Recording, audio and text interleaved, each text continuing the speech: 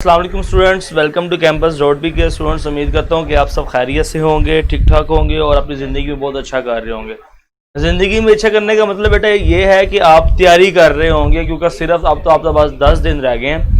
10 दिन बाद आपका टेस्ट है, तो अच्छे से बेटा तैयारी करें। कोई इशू वगैरह हो तो आप कॉन्टेक्ट कर सकते हैं, जैसे रोज़ाना मैं आपको रिप्लाईज करता हूं, तो आप कोई भी इशू वगैरह हो तो आप मुझसे कॉन्टेक्ट कर सकते हैं। तो कल हमने चैप्टर नंबर 6 स्टार्ट किया था, आज हम स्टार्ट करेंगे चैप्टर नंबर 7 फिक्टोरियल का, जिसके अंदर आपके पास है फिक्टोरियल, परम्यूटेशन, कॉम्बिनेशन और प्रोबेबिलिटी। परम्यूटेशन, कॉम्बिनेशन और प्रोबेबिलिटी पढ़ने से पहले हमें फिक्टोरियल के बारे में स्टडी करना होगा कि फिक्टोरियल क्या है, क्योंकि तीनों टॉपिक्स के अंदर हम फिक्टोरियल को यूज़ करते हैं। Factorial of a natural number, हम बात करेंगे factorial of a natural number.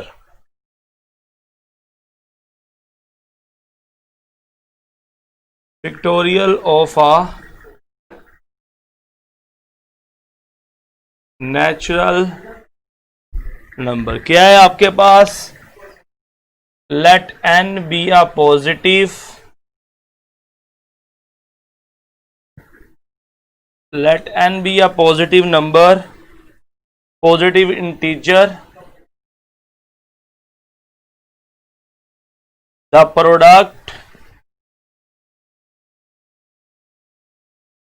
product n minus 1, n minus 2, so on 3 to 1 is denoted by this and this one, and read as n factorial। आपके पास factorial of natural number क्या होता है बेटा? आपके पास एक नंबर हो, फॉर एग्जांपल आपके पास एक नंबर है जी 7, इसको आपने फाइंड करना है। इसका 7 का फिक्टोरियल आपका करते हो, पहले 7, फिर 7 minus 1, फिर 7 minus 2, फिर 7 minus 3, फिर 7 minus आपके पास आता है जी 4, 7 minus 7, 6, 5, 7 minus 5, 7 minus 6। देखो जिस तरह लिखा है जी n आपके पास है, n minus 1, n minus 2, n minus 6 so on लिखते हो, मतलब कि आप 7, 6, 5, 4, 3, 2, 1 आप उस नंबर से बैक एटलीस्ट 1 तक चल जाते हो, तो ये आपके पास क्या कहलाता है? फिक्टोरियल कहलाता है। इसको आप बोलते हो 7 का फिक्टोरियल। इसी तरह आपके पास क्या है जी, आपके पास 6 फिक्टोरियल, आपके पास ये लिख सकते हो 6, 5, इसको आप कहीं पर स्टॉप भी कर सकते हो, क्योंकि 5 फैक्टोरियल का मतलब है कि हमने लास्ट 1 तक जाना है।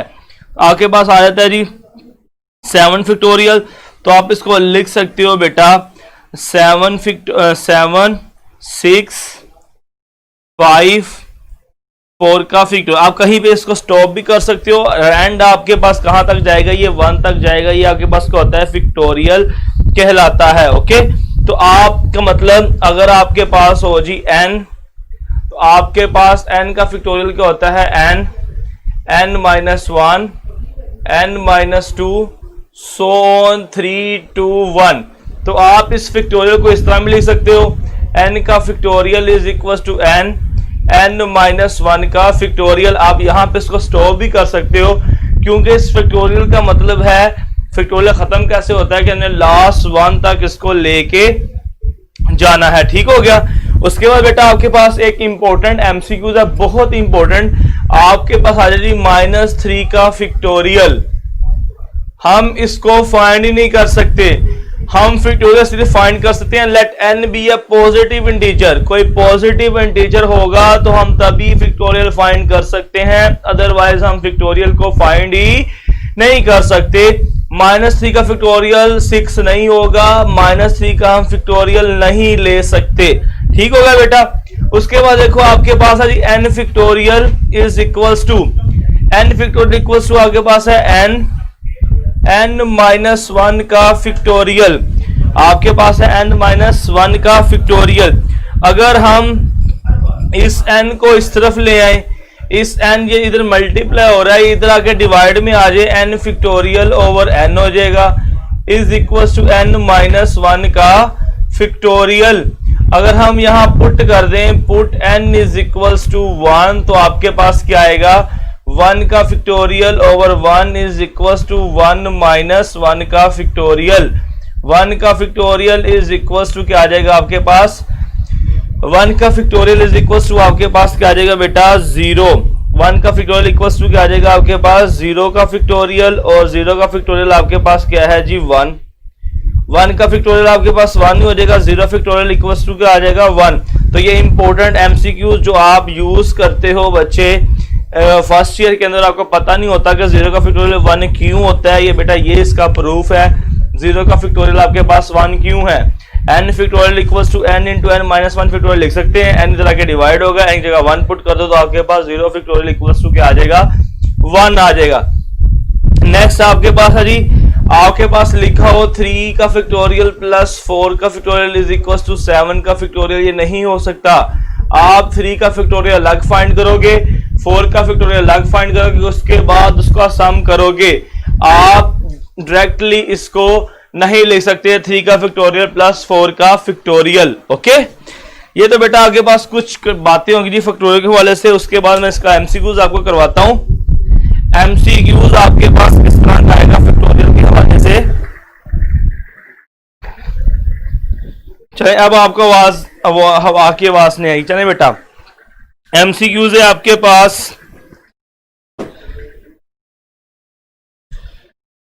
Find the value of n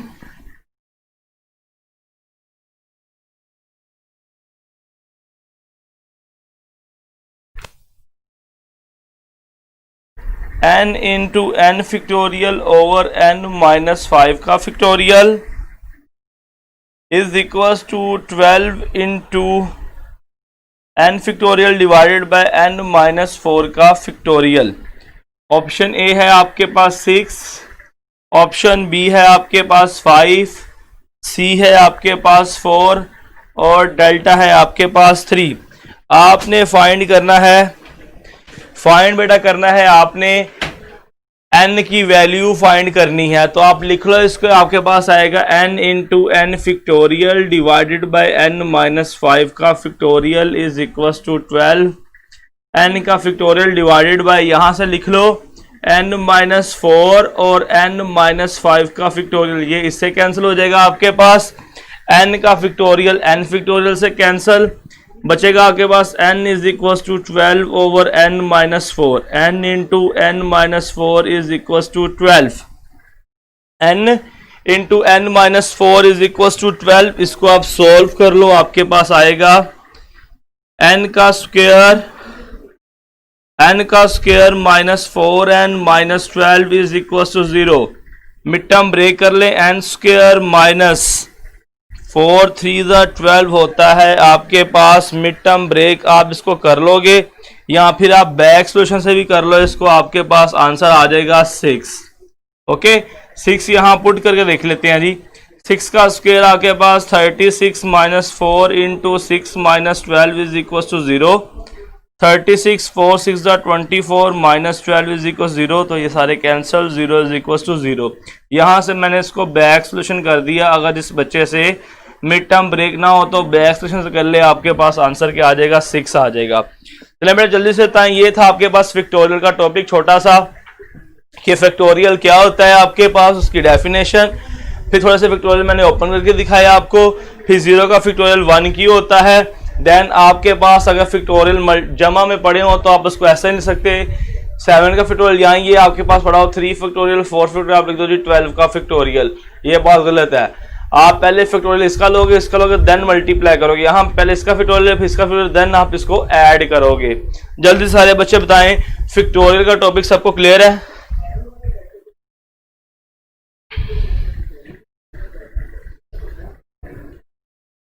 fundamental का फैक्टोरियल का टॉपिक सबको क्लियर बेटा?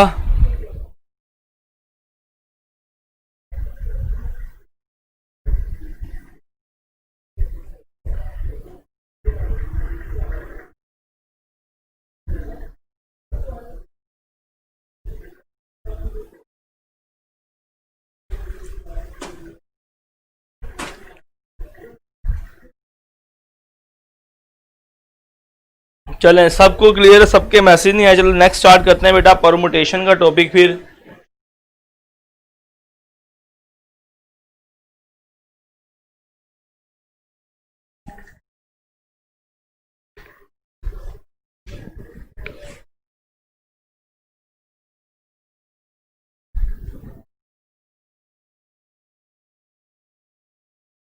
चलें बेटा, आपके पास है पहले fundamental principle of counting.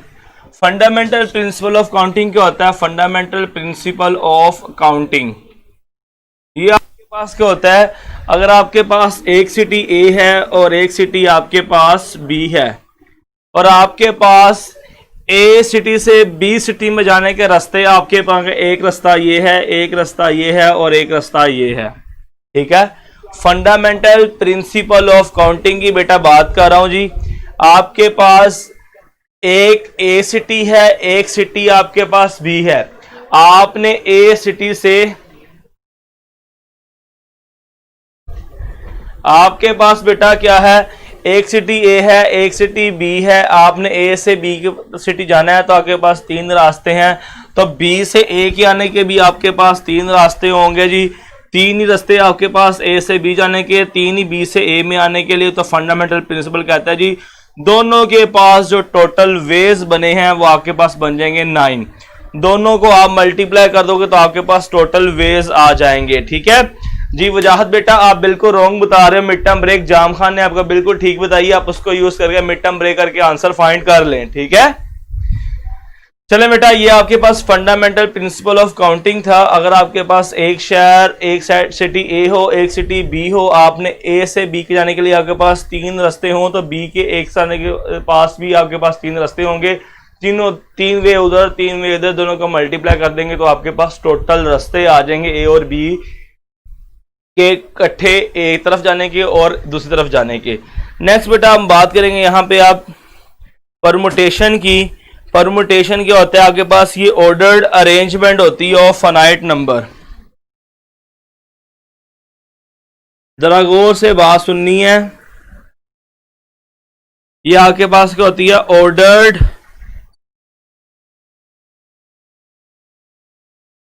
Ordered arrangement of finite number. आपके पास कोई फाइनाइट नंबर हो, उनकी ऑर्डर्ड अरेंजमेंट को आप बोलते हो परमुटेशन। आपके पास जो इसके अंदर आप यूज करते हो NPR, आपको पता है जी n factorial over n minus r का फिक्टोरियल। n आपको पता है जी टोटल नंबर, और r आपके पता है जी चूज नंबर, जो आप चूज करते हो, ठीक है। Ordered arrangement of finite number होता है परमुटेशन, जिसके अंदर आपके पास NPR होता है, n आपके पास होता है जी टोटल नंबर, और r आपके पास होता है चूज नंबर, जो हम टेकन कर रहे होते हैं वो वाला। ओके, ठीक हो गया जी। ये आपके पास बेटा जी परमुटेशन है। टोटल अरेंजमेंट्स, अगर टोटल अरेंजमेंट्स आपको करके दिखाऊं, अगर आपके पास ये ट्राइंगल है, ट्राइंगल की एग्जांपल से आपको बताता हूं जी। ये आपके पास ट्राइंगल है ABC, ये इसकी एक अरेंजमेंट, इसकी दूसरी अरेंजमेंट आपके पास क्या हो सकती है? देखिए जी, आपके पास आएगा जी BCA। नेक्स्ट अरेंजमेंट इसकी क्या हो सकती है जी? CAB। तीन अरेंजमेंट आपके पास ये हो गई, और बाकी अरेंजमेंट क्या हो सकती है? आप इनको फ्लिप कर दो, आपके पास आ जाएगा। अगर आप इस ट्राइंगल को ऐसे इस पॉइंट को रख के फ्लिप करते हो तो C इधर आ जाएगा, B इधर आ जाएगा, A आपके पास यहां पे आ जाएगा। उसके बाद आप B पॉइंट को रखो, इसको फ्लिप कर दो तो आपके पास क्या आ जाएगा? CA। C पॉइंट रख के आप फ्लिप कर दो, आपके पास ही आ जाएगी जी AB। ये टोटल आपके पास अरेंजमेंट आ गई, ऑर्डर्ड अरेंजमेंट आपके पास आ गई। किसी भी नंबर की टोटल ऑर्डर्ड अरेंजमेंट को आप बोलते हो परमुटेशन। ये ट्राइंगल की ऑर्डर्ड अरेंजमेंट आगे देखो, तीनों 6 की 6 डिफरेंट है। आपके पास क्या है जी? A पहले आया ABC, इसमें आपके पास आया जी ABC, इसमें आपके पास आया BCA, इसमें आपके पास आया CAB, इसमें आपके पास बनी अरेंजमेंट ए सी बी, इसमें आपके पास बन गई सी बी ए, और इसमें आपके पास अरेंजमेंट बन गई बेटा B A C. Ordered arrangement के नाम को आप परमुटेशन बोलते हो। कॉम्बिनेशन और परमुटेशन में बच्चे खास तौर पे मिस्टेक कर देते हैं, मैं यहीं पे आपको बताता हूं जी। आपके पास क्या होता है, जितने नंबर्स आप होते हैं उतनों की ही आप अरेंजमेंट करते हो, उसको बोलते हैं परमुटेशन। अगर आपके यहां पे सेट था आपके पास ए बी सी, 3 नंबर्स का सेट था, इस 3 की हमने टोटल अरेंजमेंट निकाली। कॉम्बिनेशन में क्या होता था, गौर से बात सुनिए बेटा, ये आपके लिए इंपॉर्टेंट बात है। दोनों आप स्टूडेंट्स जो हो कॉम्बिनेशन और परमुटेशन में डिफरेंस नहीं कर पाते हो।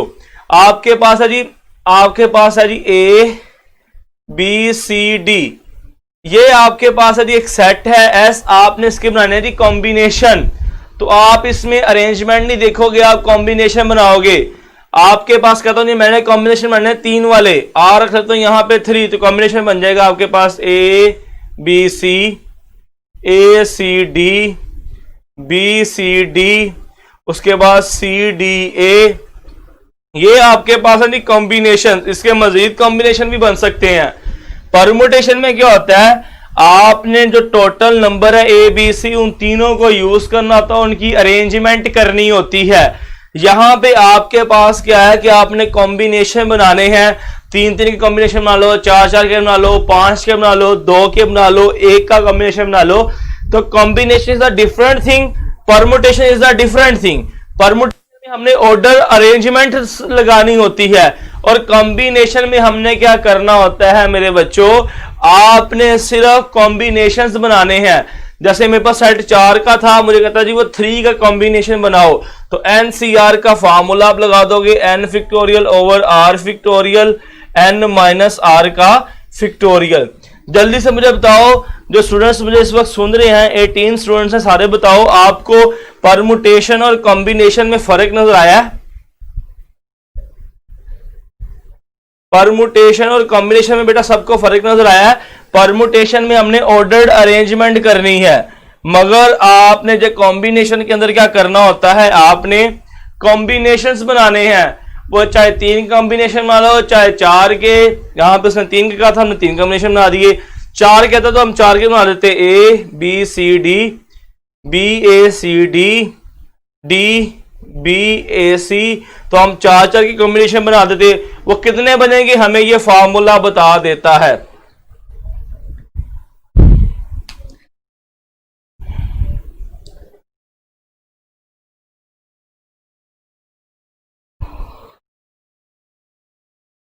अच्छा, अब क्वेश्चन में आप किस तरह डिफरेंस करोगे कि परमुटेशन का क्वेश्चन है या कॉम्बिनेशन का क्वेश्चन है।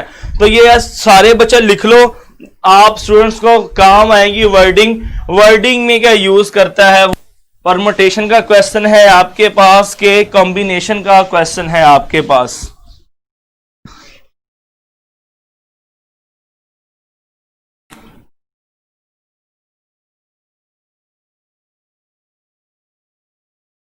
ये कॉम्बिनेशन की वर्डिंग लिख लें और ये परमुटेशन की वर्डिंग लिख लें,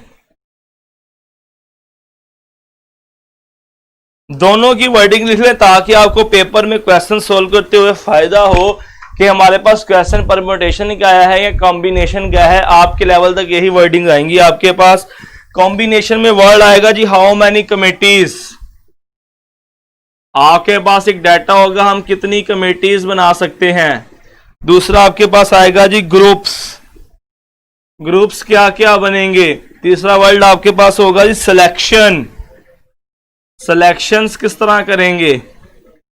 और आपके पास नेक्स्ट है जी टीम्स, टीम्स कैसे बनाएंगे। उसके बाद आगे वर्ड्स आएगा लाइंस का और डायगोनल्स का। उसके बाद आपके पास वर्ड्स आ जाएगा ट्राइएंगल्स का, ट्राइएंगल्स का वर्ड आ जाएगा। उसके बाद आपके पास आ जाएगा स्क्वायर का आ जाएगा। जितनी भी आपके पास वो डायग्राम्स है कि उनके ऊपर बात कर देगा। और परमुटेशन में क्वेश्चंस में आपके पास कौन कौन सी वर्ड आएगी जी, अरेंजमेंट आएगी,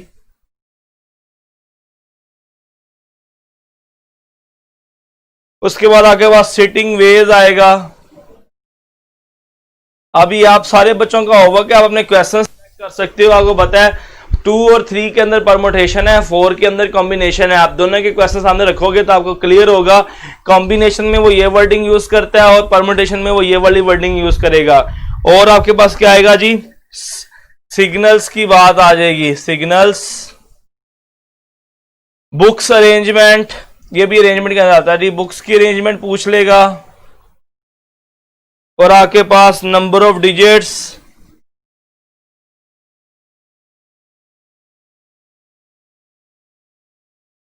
number of digits, words from letter,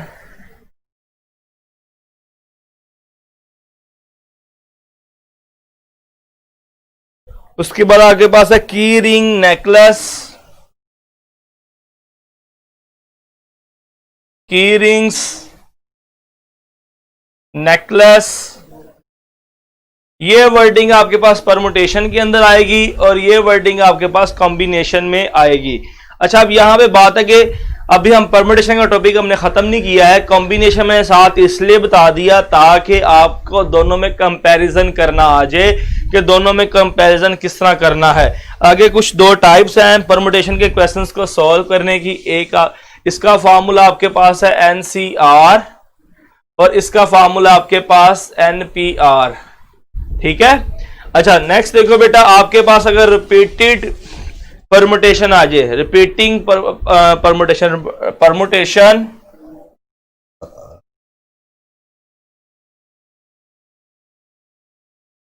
permutation with repeated elements,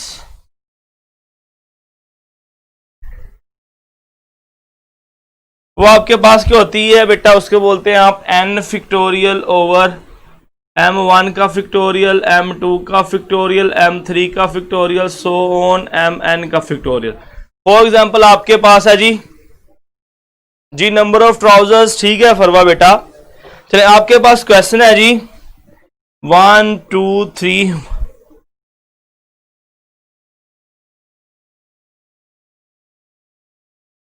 ये आपके पास एक नंबर आ गया जी, कहता है इसकी परमुटेशन बताओ। तो आप इसकी परमुटेशन कैसे करोगे, नंबर ऑफ शर्ट्स ट्राउजर्स, बेटा शर्ट्स और ट्राउजर के ग्रुप्स बनाने हैं कि अरेंजमेंट करनी है। जब वो नंबर ऑफ शर्ट्स के ग्रुप्स की बात करेगा या सिलेक्शंस की बात करेगा तो तब आपके पास वो कॉम्बिनेशन में आ जाएगा। जब शर्ट्स और ट्राउजर की अरेंजमेंट की बात करेगा तब वो आपके पास परमुटेशन में आ जाएगा, ठीक है। वर्डिंग पे फोकस करनी है आपने। जब वो इसके ग्रुप्स बनाने की बात करेगा या सिलेक्शंस की बात करेगा तब वो कॉम्बिनेशन में चल जाएगा। जब वो इसकी नंबर ऑफ अरेंजमेंट्स की बात करेगा तब वो परमुटेशन के अंदर आ जाएगा, ठीक है फरवा। चलिए नेक्स्ट देखें बेटा, रिपीटेड परमुटेशन हम पढ़ रहे हैं। ये एलिमेंट्स आ गए, इसकी परमुटेशन पूछेगा तो कैसे फाइंड करोगे, ये फार्मूला यूज कर लोगे आप। टोटल नंबर कितने हैं, 1 2 3 4 5 6 7 8। आप लिखोगे जी 8 का फैक्टोरियल ओवर 1 कितनी बार रिपीट हो रहा है, 4 बार, 4 का फैक्टोरियल। 2 कितनी बार हो रहा है, 2 बार, 2 का फैक्टोरियल। ये आपके पास 1 का फैक्टोरियल और 4 भी 1 दफा, तो 1 का, इसका सोल्व कर लें आपके पास आंसर आ जाएगा, ठीक है। रिपीटेड एलिमेंट्स की परमुटेशन किस तरह फाइंड करोगे आप, टोटल नंबर्स ऊपर, फिर बारी बारी 1 कितनी बार रिपीट हुआ, 4 बार नीचे आ जाएगा। 2 कितनी बार नीचे आ गया। 3 और 4 ना भी लिखे तो काम चलेगा क्योंकि 1 का फैक्टोरियल आपके पास क्या होता है, 1 होता है। तो आपके पास रिपीटेड परमुटेशन का फार्मूला आ गया। उसके बाद बेटा अगर परमुटेशन बात हो जी राउंड सर्कल की बात करें जी, आपके पास परमुटेशन किस में हो जी, राउंड सर्कल में बात। आपको पता है जी 7.3 के अंदर राउंड टेबल या राउंड सर्कल या राउंड चेयर्स के बारे में बात करता है। उसकी परमुटेशन आप किस तरह फाइंड करोगे। आपके पास फॉर एग्जांपल ये आपके पास एक राउंड टेबल है, ये आपके पास एक राउंड टेबल है, तो उसमें एक आपके पास ए है, एक आपके पास बी है, एक आपके पास सी है और एक आपके पास डी है। ए बी सी डी 4 बंदे हैं उस टेबल के ऊपर बैठे हुए हैं जी, हमने इसकी अरेंजमेंट करनी है। तो जब आप इसकी अरेंजमेंट करोगे तो राउंड टेबल है, किसी एक को हमें फिक्स करना पड़ेगा। ए को फिक्स करके इन दोनों तीनों की अरेंजमेंट कर सकते हैं, या फिर बी को फिक्स कर ले, या फिर सी को फिक्स कर ले, या फिर डी को फिक्स कर ले। किसी एक को हमें फिक्स करना पड़ता है क्योंकि जब भी आप पता है कॉन्फ्रेंस होती है और राउंड टेबल्स का यूज, और जब टेबल्स पे आप बैठते हो एक बंदा उसको चेयर कर रहा होता है, एक बंदे से आप उसको फिक्स कर देते हो।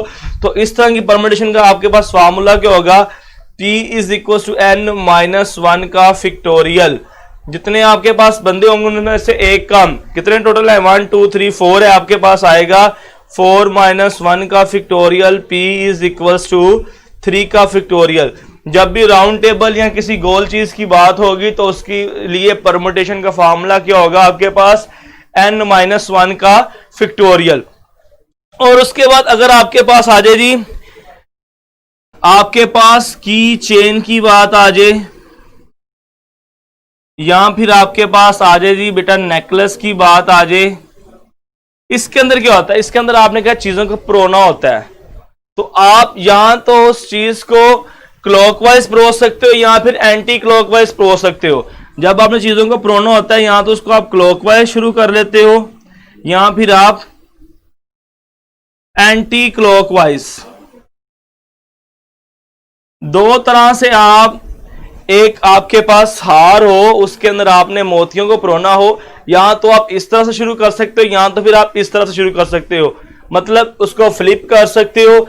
एक प्रोसेस चलेगा, जैसे मैंने अभी ट्राइंगल आपके सामने बनाई थी, तो ट्राइंगल मैंने क्या किया, पहले मैंने इन तीनों ए बी सी को मैंने रोटेट कराया, फिर मैंने फ्लिप कराया। तो आपके पास जब नेकलेस की चेन या कोई इस तरह की ज्वेलरी की बात है कि उसमें हम फ्लिप कर सकते हैं, ये लेफ्ट साइड ये राइट साइड, यहां तो आप इधर से पढ़ना शुरू कर दो, यहां तो इधर से पढ़ना शुरू कर दो, सेंटर वाली तो कोई बात ही नहीं होती नेकलेस के अंदर। तो उस तरह की चीजों के लिए आपके पास परमुटेशन का फार्मूला क्या होता है, P-1/n का फिक्टोरियल। ठीक हो गया जी बेटा। ये आपके पास कुछ टाइप सी परमुटेशन के क्वेश्चंस की, कि राउंड टेबल की बात हो तो कैसे फाइंड करना है, आपके पास एंटी क्लॉकवाइज और क्लॉकवाइज चीजों को परोना हो तो कैसे परमुटेशन फाइंड करना है, आपके पास परमुटेशन रिपीटेड हो तो आपने उसको किस तरह फाइंड करना है। जल्दी से मुझे बताओ परमुटेशन और कॉम्बिनेशन में डिफरेंस और डिफरेंट टाइप्स के क्वेश्चन जो परमुटेशन के हैं वो आपको क्लियर है।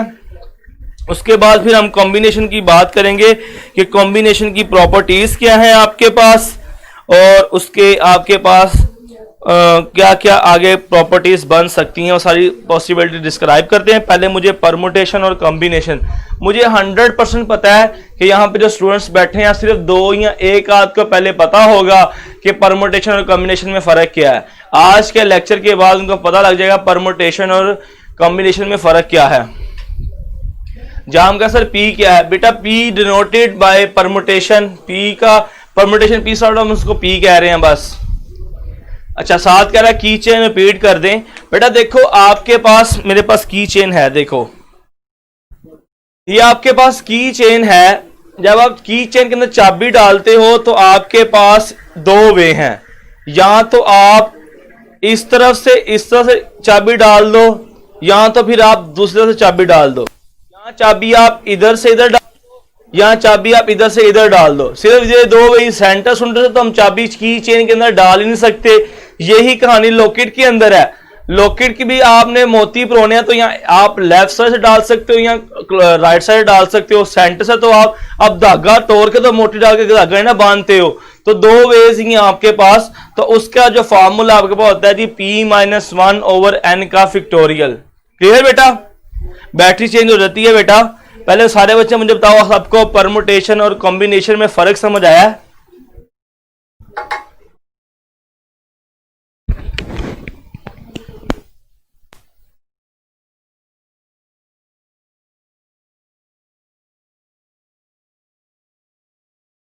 यार मैं वो कब से आपको आवाज दे रहा हूं, बच्चा कह रहा है ये फार्मूला फ्रेम में नहीं आ रहा।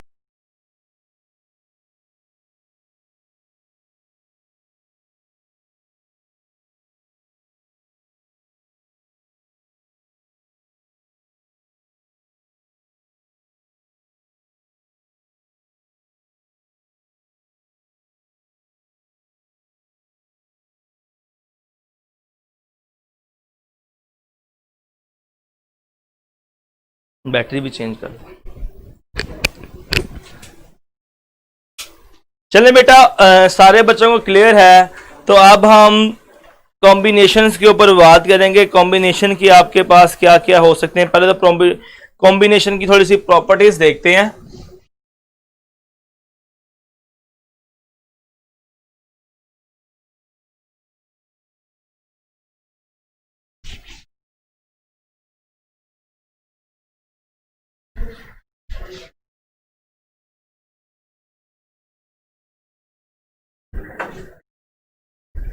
चलें अब कॉम्बिनेशन को देखते हैं जी।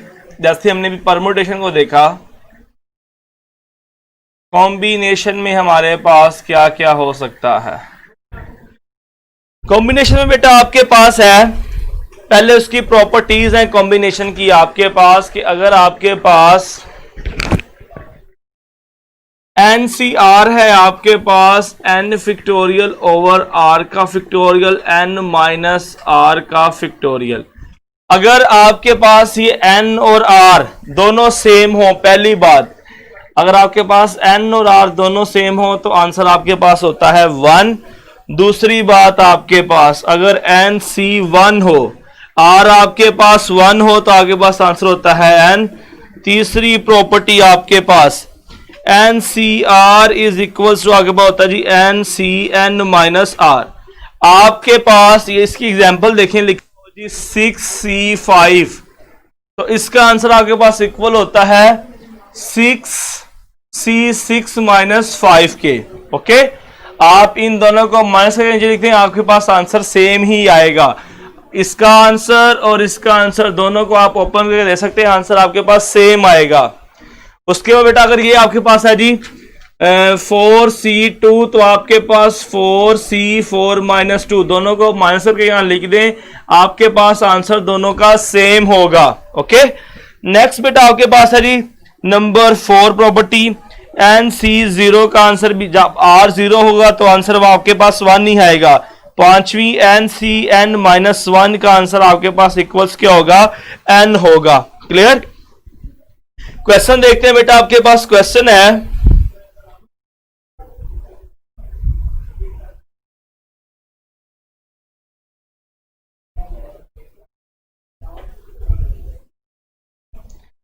बेटा आपके पास सोल्व द फॉलोइंग MCQs देखें।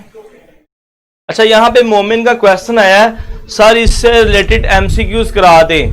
तो 7 चैप्टर एक ऐसा चैप्टर है, इसकी एक्सरसाइज का हर क्वेश्चन MCQs है। 7 चैप्टर की तैयारी के लिए आप सारे के सारे इसकी एक्सरसाइज सॉल्व कर दें। पहले भी आपने फर्स्ट ईयर में की होगी, सारे के सारे जो आपके पास क्वेश्चन हैं सब के सब MCQs आप जानते हो, सबका सोल्यूशन कितना हुआ है। अगर कॉन्सेप्ट क्लियर हो तो सोल्यूशन तो एक लाइन का है, तो ये सारे के सारे आपके पास MCQs ही हैं बेटा। MCQs आपके पास solve the following n+1 C4 is equals to 6 n-1 C2। A option है आपके पास 8, बी ऑप्शन है C, चार्ली ऑप्शन है 4, डेल्टा ऑप्शन है आपके पास 2। इसको सोल्व करना है जी, इसको सोल्व करते हैं। आपके पास आता है जी n+1 का factorial divided bye 4 factorial n+1 minus 4 का factorial is equals to 6 n-1 का फैक्टोरियल डिवाइडेड बाय 2 का फैक्टोरियल n-1 माइनस 2 का फैक्टोरियल। आपके पास क्या आता है जी, देखो जी यहां पे सारे बच्चे, ये क्या हो जाएगा +-4 -3, ये भी क्या है जी -3, ये कैंसल, ये भी n-3 हो जाएगा, ये भी आपके पास n-3 हो जाएगा। तो ये आपस में क्या हो जाएंगे बेटा, कैंसलेशन कर देंगे।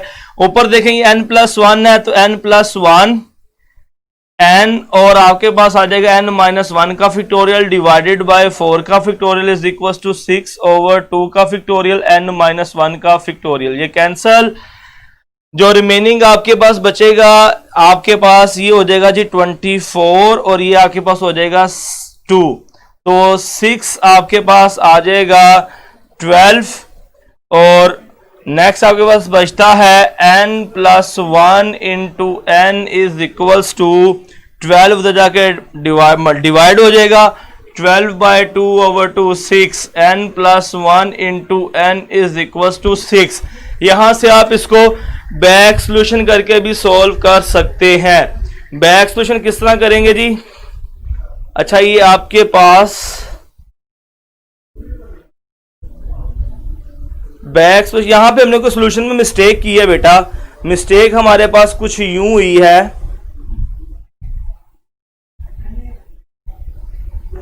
मिस्टेक हमारे पास कुछ हुई है बेटा यहां पे सोल्यूशन के अंदर। इसको दोबारा स्टेप बाय स्टेप सॉल्व करते हैं ताकि इसमें कोई मिस्टेक ना हम कर बैठे। ये कट गया 2 3 था आपके पास, हो गया 6 n+1 का आपके पास यहां पे बचता है जी n+1 n-1 का फिक्टोरियल डिवाइडेड बाय 4 का फिक्टोरियल 2 3 आ जाएगा 3 इंटू n-1 का फिक्टोरियल। ये कैंसल आता है जी आपके पास n+1 into n is equal to 3 into 4 का फिक्टोरियल। ये आपके पास 24 3 दा आपके पास हो जाएगा 24 3 दा 72, 24 3 दा 72 आपके पास बचता है। यहाँ पे 72 आता है 72। अब आप इसको बैक सोल्यूशन कर लें या क्वाड्रेटिक इक्वेशन बना के सोल्व कर लें, ये आपकी अपनी मर्जी है। तो पहली ऑप्शन यहाँ 8 है तो 8 पुट करते हैं, आपके पास आता है जी 8+1 into 8 is equal to 72, 9 into 8 is equal to 72, 72 is equal to 72। आपके पास पहली ही option alpha is the right option. तो बैक सोल्यूशन वाला काम बड़ा आसान होता है कि आप वैल्यू पुट कर दो, उसको बैक सोल्यूशन सोल्व कर दो, left hand equal to right hand side है, तो आपके पास इसका आंसर आ जाता है। ठीक है जी, क्लियर सबको?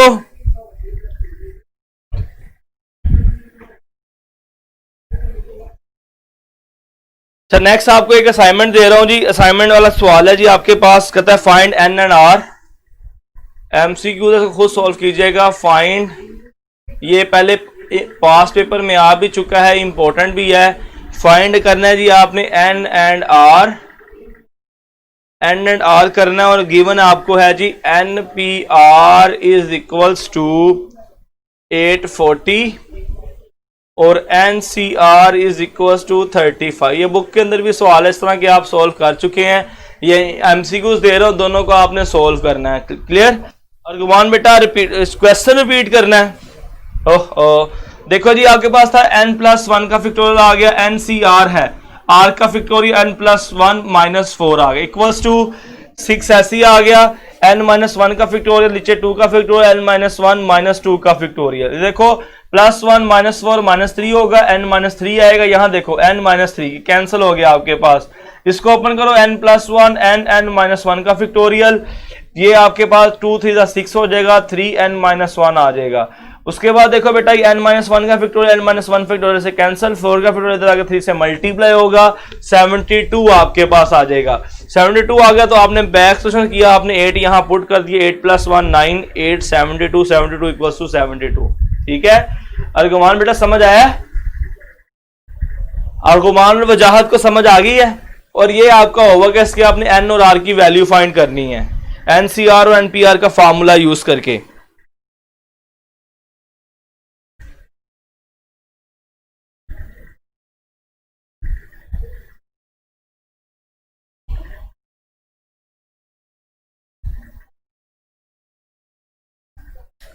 नेक्स्ट कुछ मैं आपको चीजें बताने लगा हूं जो आप नोट कर लें। एमसीक्यूज आपके पास आ सकता है, number of sides, number of diagonals, number of triangles, किस तरह आपके पास है जी।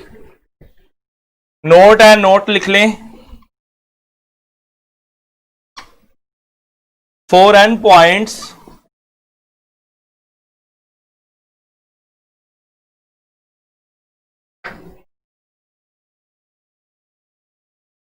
no 3 of which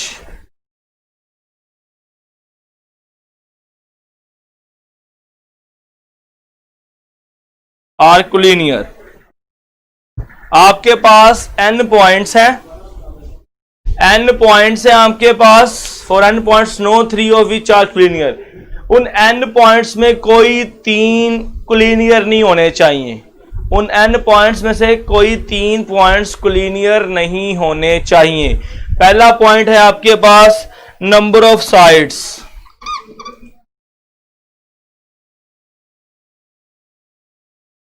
and second point आपके पास number of lines,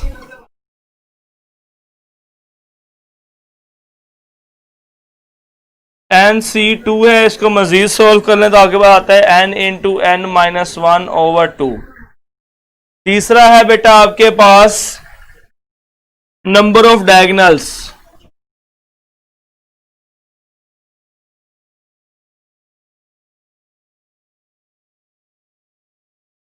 NC2 minus n मजीद सोल्व कर लो तो n minus 3/2।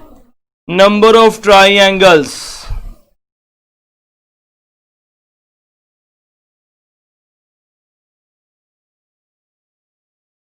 NC3 is equals to n minus 1, n minus 2/6।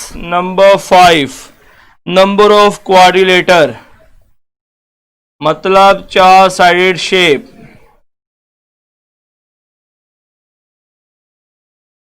NC4। चलो यहां तक रख लेते हैं, नेक्स्ट आपका कोई पेपर में नहीं पता नहीं है। तो ये आपके पास कुछ पॉइंट्स हैं कि अगर आपके पास नंबर ऑफ साइड्स पूछ ले वो n होगा, नंबर ऑफ लाइंस ये होंगी, नंबर ऑफ डायगोनल्स ये होगा, नंबर ऑफ ट्राइंगल्स ये, नंबर ऑफ क्वाड्रिलेटर आपके पास दिस वन होगा। इससे रिलेटेड एमसीक्यूज देखते हैं जी। एमसीक्यूज आपके पास क्या आएगा, how many lines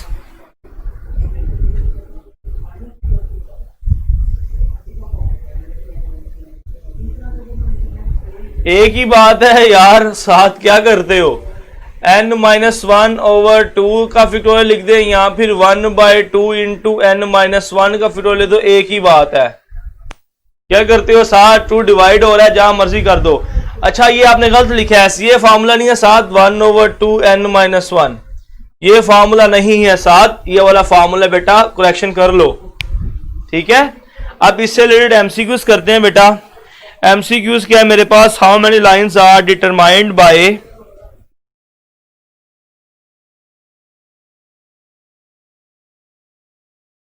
how many lines are determined by 8 points if none of the 3 points are collinear। A option है आपके पास 56, बीटा ऑप्शन है आपके पास 20, चार्ली है 28, डेल्टा है 8। तो आपने आंसर बताना है। तो आपके पास नंबर ऑफ लाइंस पूछा, नंबर ऑफ लाइंस का फार्मूला क्या है जी, NC2। n आपके पास क्या है, number of lines by 8 points, n आपके पास 8 है, लाइंस के लिए आप 2 लिखते हो, NC2। सोल्व कर लें इसको, n फैक्टोरियल ओवर 2 का फैक्टोरियल 8 माइनस 2 का फैक्टोरियल, सोल्व कर लेंगे तो आपके पास 28 आंसर मिल जाएगा। फिर डायरेक्ट इसमें वैल्यूज पुट कर दो, 8 माइनस 1/2 आपके पास आएगा 8 into 7 divided by 2, 56/2 is equals to 28। तो ये आप पे डिपेंड करता है, आप चाहे यहां पे वैल्यू पुट कर लो या इसके अंदर सोल्व कर लो, ठीक है। तो ये बात आपको क्लियर होगी कि इससे रिलेटेड एमसीक्यूज, इससे रिलेटेड एमसीक्यू, इससे रिलेटेड एमसीक्यू किस तरह आपने सॉल्व करना है, ठीक है। तो ये थी बात बेटा परमुटेशन और कॉम्बिनेशन की। होपफुली मैं सारे बच्चों को समझा पाया हूं। असल बात समझाना था आपको परमुटेशन और कॉम्बिनेशन में डिफरेंस, दोनों का डिफरेंस क्या है। तो मैं उम्मीद करता हूं मैं आप बच्चों को इनका डिफरेंस समझा पाया हूं। नेक्स्ट चैप्टर 7 की प्रोबेबिलिटी रहती है जी, प्रोबेबिलिटी को हम कल की क्लास के अंदर देखेंगे। आज की क्लास के वाले से कोई क्वेश्चन या इशू या प्रॉब्लम हो तो आप मुझसे शेयर कर सकते हैं जी।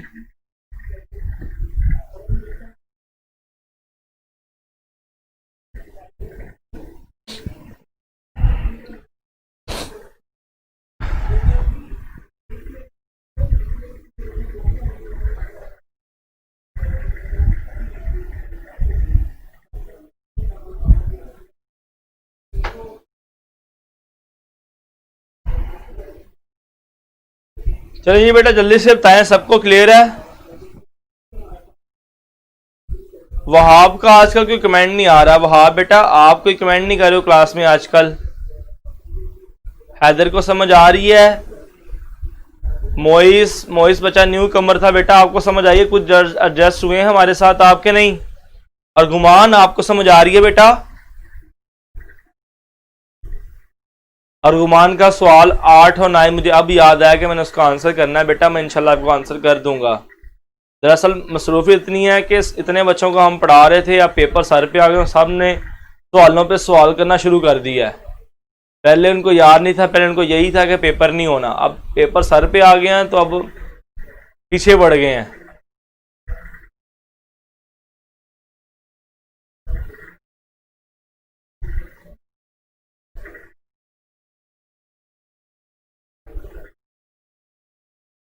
लो जी, वजाहत के साथ दोनों का डिफरेंस एक बार रिपीट कर दें बेटा। कैसी बात कर रहे हो आप इसको रिकॉर्डिंग में सुनिएगा, अगर नहीं आपको आएगा तो मैं फिर आपको करा दूंगा।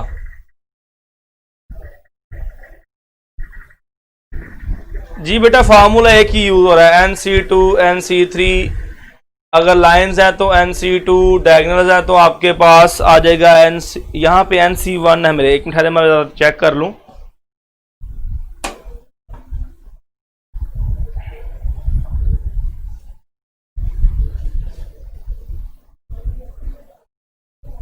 ठीक है, ठीक लिखा हुआ है, ये डिफरेंस है N-1 का।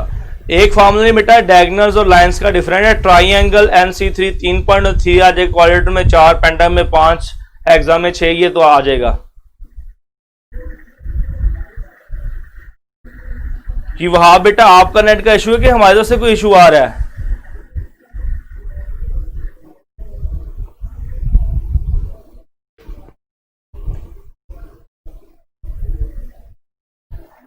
अहमद बेटा आपको समझ आई है क्लास की? देखिए मैंने आपका एफर्ट करके जल्दी सिलेबस इसलिए खत्म किया है कि आपको तैयारी का मौका मिल सके। आपने बेटा सेल्फ एनालिसिस करना है अपना। लेक्चर चाहे सुनते रहें, लेक्चर तो आप जिस दिन टेस्ट होगा उस दिन भी सुन लेंगे, मगर सेल्फ असेसमेंट करें, अपनी तैयारी खुद करें। आप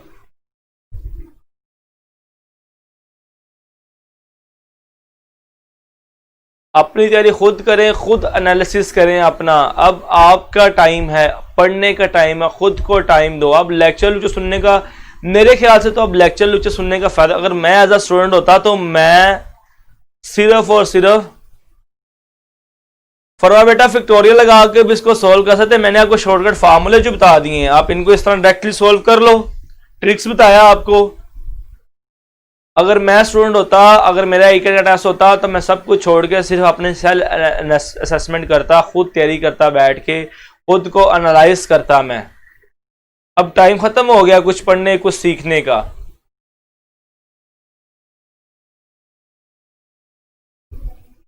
जी बेटा अर्गुमान आर चेंज होता है, फार्मूला वही है। अगर 3 वर्सेस वाली डायग्राम होगी तो R3 हो जाएगा, 4 वाली होगी तो R4 हो जाएगा, 5 वाली होगी तो R5 हो जाएगा, 6 वाली होगी तो R6 हो जाएगा।